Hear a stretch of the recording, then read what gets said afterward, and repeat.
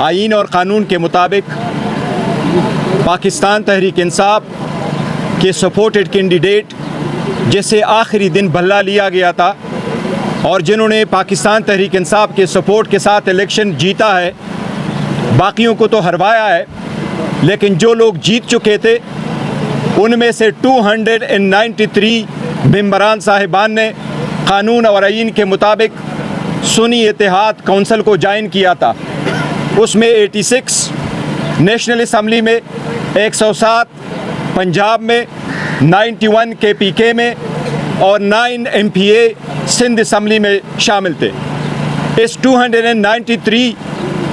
MPA और MNAs के हिसाब से इलेक्शन कमीशन ने इस वक्त हमारे 78 सीट्स रिज़र्व को उनके मुताबिक प्रिज़र्व रखा है और इस फैसले के मुताबिक इनकी आगे एलोकेशन होगी।